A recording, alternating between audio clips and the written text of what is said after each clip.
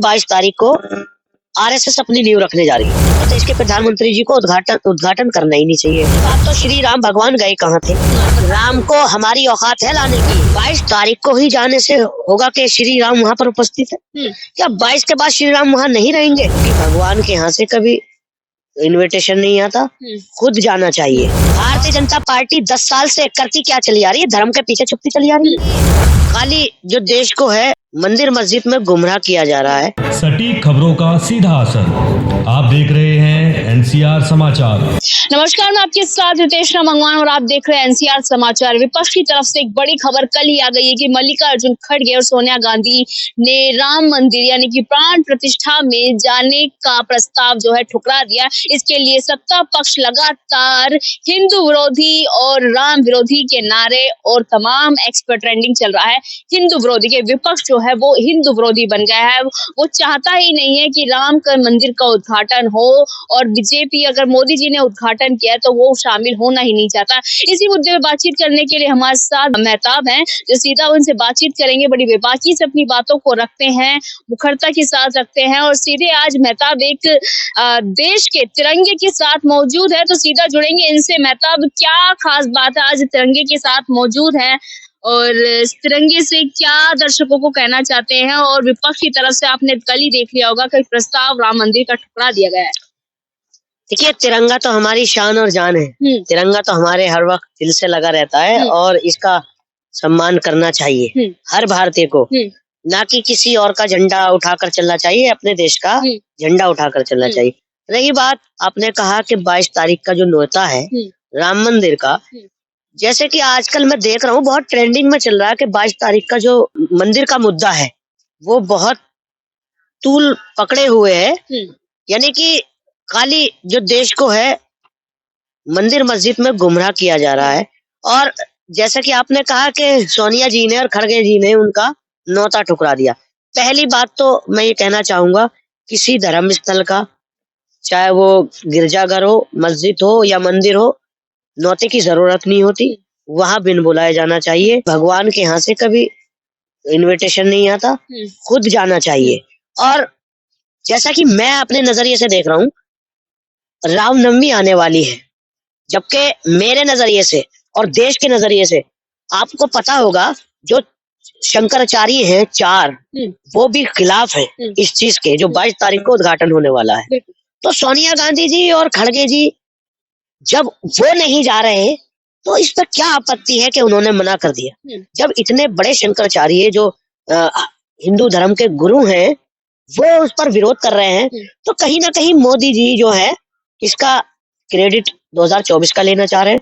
आपको भी पता होगा, आप पत्रकार हैं, पढ़े लिखे हैं, शास्त्रों के हिसाब से और गीता कुरान के हिसाब से जब किसी चीज का पूरा काम नहीं हो जाए, चाहे वो घर हो, मंदिर हो, मस्जिद हो, गिरजाघर हो, तो हमें गृह प्रवेश नहीं करना चाहिए।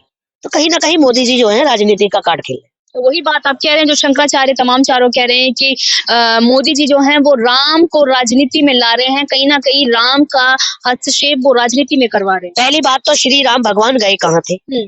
श्री राम भगवान हर जगह हैं और जरूरी नहीं है कि 22 तारीख को ही दिवाली मनेगी। भैया, भगवान श्री राम का नाम लीजिए, भगवान श्री राम को घर में रखिए, भगवान श्री राम को दिल में रखिए, आपकी रोज दिवाली। ये जो है आरएसएस का प्रोपेगेंडा है, आरएसएस की ही पॉलिसी है। क्योंकि मेरी नजर में 22 तारीख को आरएसएस अपनी नींव रखने जा रही है। अच्छा जी, ये बड़ी बात कह रहे हैं मेहताब जी, सोच लीजिए। बड़ी बात नहीं, सच्चाई कह रहा हूँ मैं। और आपको पता लग जाएगा, कीमत पता लगेगी इसकी। देश जान चुका है भारतीय जनता पार्टी जो कीमत की बात कर रहे हैं। भारतीय जनता पार्टी 10 साल से करती क्या चली आ रही है? धर्म के पीछे छुपती चली आ रही है। क्या 2014 से पहले श्री राम को मानते नहीं थे, श्री राम को पूजते नहीं थे, या 2014 के बाद ही श्री राम हिंदुस्तान में आए? आप देश को किस तरफ ले जा रहे हैं, किस दिशा में ले जा रहे हैं? आप पीछे पड़ जाते हो विपक्ष के, सोनिया जी के, खड़गे जी के, राहुल जी के। मेरी नजर में वो सही नहीं जा रहे।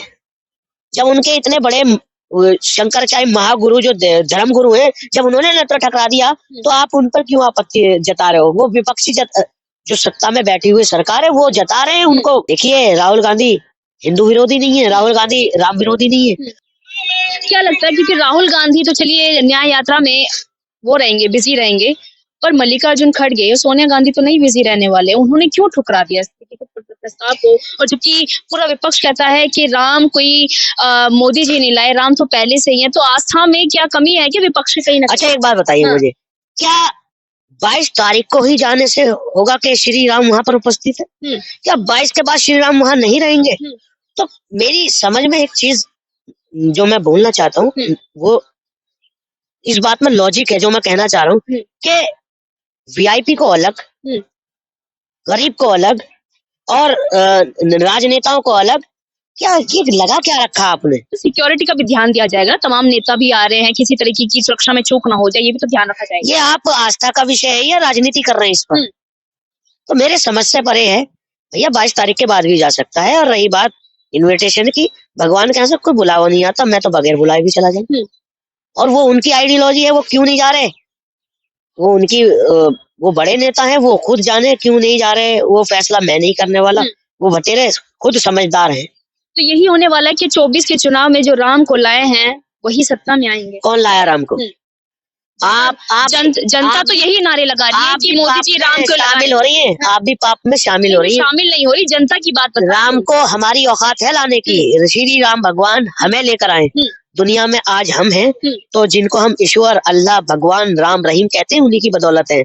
हमें तो ये कहकर पाप में भी शामिल नहीं होना चाहिए। देखिए, श्री राम जो है हमारे आदर्श है। और रही बात हमारे देश के प्रधानमंत्री जी अब तक जो एजेंडा चला रहे हैं, आप मुझे एक बार बता दें, क्या मंदिर मस्जिद के नाम से ही 2024 का चुनाव होगा? वो देश को भटकाने का काम कर रहे हैं, देश को मुद्दों से भटकाने का काम कर रहे हैं। आज के जो ये राम की बात करने वाले हैं ना, क्या राम की आस्था इसमें नहीं है? आत्मा और परमात्मा में कोई फर्क है? जब आपकी आत्मा खुश होगी तभी तो राम खुश होंगे। और जब आपकी आत्मा दुखी होगी, चाहे वो हिंदू हो, मुस्लिम हो, सिख हो, ईसाई हो, देखिए सबसे बड़ा जो धर्म है वो इंसानियत का है। खून से भी बड़ा धर्म जो होता है वो इंसानियत का होता है। तो वादा निभा रहे हैं ना मोदी जी, जो वादा किया था तमाम हिंदू समाज से, तमाम सनातनियों से, तो उस वादे को पूरा कर रहे हैं, इसलिए 22 जनवरी को उद्घाटन कर। तो आप भी मानते हैं कि मोदी जी ने ही राम मंदिर बनवाया है? यानी कि आप जो देश का सुप्रीम कोर्ट है, देश का लॉ है, उसको आप मान नहीं रहे, उसको मतलब बिल्कुल स्वीकार नहीं कर रहे। यानी कि मोदी जी ने जज को खरीद कर ये फैसला मंदिर के उसमें समर्थन में दिलाया और वही मंदिर बनवा रहे हैं। क्या देश की जनता का योगदान नहीं है? और रही बात, क्या श्री राम या कोई भी भगवान कभी चाहेगा कि हम उनके धर्म के नाम पर एक दूसरे का खून बहाएं, आपस में लड़े? क्या ये राम हमसे बोल के गए? या कोई अब तो गुंडागर्दी और धमाके सभी चीजें देखिए मोदी जी के राज में बंद हो गई है ना। अरे मैं क्या बोलूं, देखिए कहाँ बंद हो गई है? आए दिन लूटपाट, बेटियों के साथ रेप और जातिवाद के नाम पर। अभी आपने देखा होगा जो शंकराचार्य हैं, उन्होंने कितनी गलत बात बोली है। किसी की जाति के बारे में ऐसा नहीं बोलना चाहिए, क्योंकि वो एक धर्म गुरु हैं, वो एक ईश्वर को मानने वाले हैं, उनको राजनीति में नहीं पढ़ना चाहिए। उन्होंने जैसा का एक शब्द का इस्तेमाल किया, मैं उसको शब्द का इस्तेमाल नहीं करना चाहूंगा। इन शब्दों से किसी की जात को और किसी के दिल को ठेस पहुंचती है, ऐसे शब्दों का इस्तेमाल नहीं करना चाहिए। फकीर का, साधु संत का काम होता है भगवान की लीला में मस्त रहना। ममता बनर्जी भी मैदान में कूद गई हैं, कह रही है मैं मोदी जी को ये अपराध नहीं करने दूंगी, दो धर्मों को, हिंदू मुस्लिम धर्मों को बंटने नहीं दूंगी। बिल्कुल ठीक कह रही है वो, बिल्कुल सही कह रही है, मैं उनके समर्थन में हूँ। और पहली बात तो देश के प्रधानमंत्री जी को उद्घाटन करना ही नहीं चाहिए मंदिर की। क्यों? क्योंकि जब आप एक शादीशुदा हैं और आपके साथ देवी होनी चाहिए, जब आपको हक है मंदिर का उद्घाटन करने का। 24 में इस बार क्या मुद्दा एक ही तरफ रहने वाला है, जो कि राम का मुद्दा, अयोध्या मंदिर का मुद्दा बने?